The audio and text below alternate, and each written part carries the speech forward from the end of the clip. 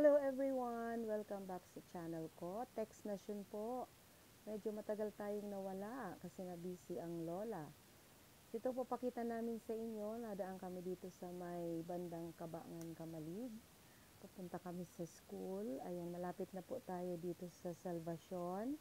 Mabilis lang po ang biyahe kasi walang traffic ngayon. So nakikita nyo naman po, marami nang pinagbago. Ayan.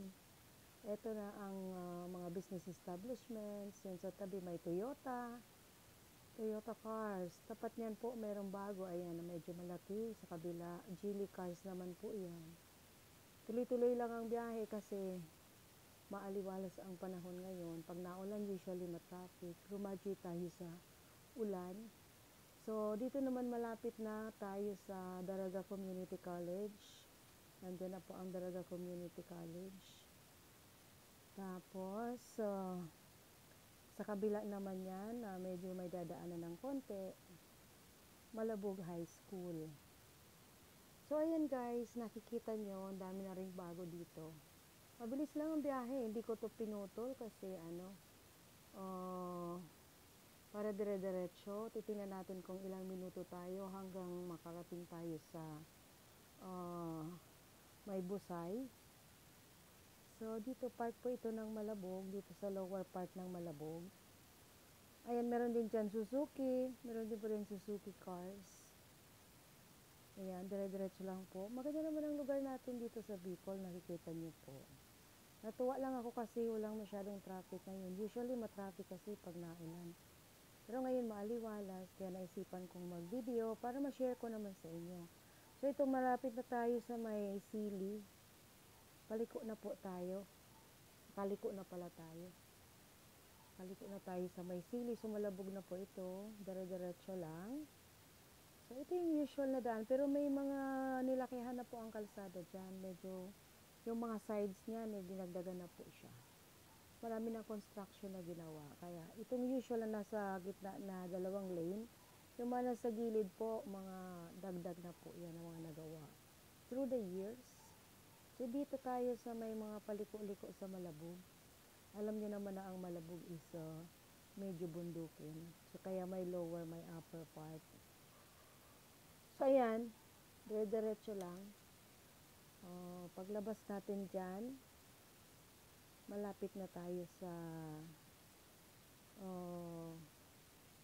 may Busay. Yan naman ang dumudugtong ng Malabog. Ang kasunod niya is Busay niya.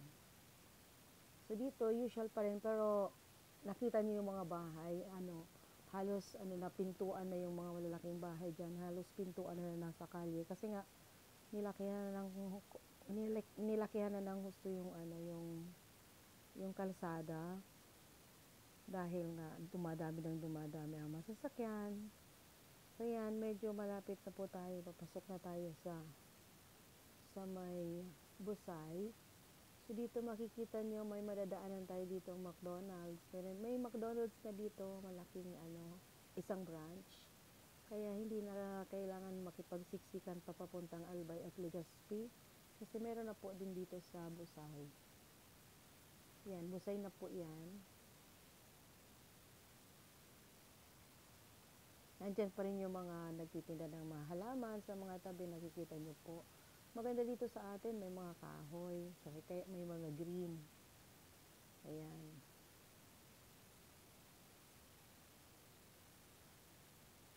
Medyo bumagal ng konti ang takbo namin. Pero maya-maya konti, makikita nyo dyan, lalabas na dyan yung letter M ni McDonald kasi halos nakikita ko na nga, mataas siya. So, ayan, may gasolinahan, tapos ayan, papakita na yung letter M ni McDo.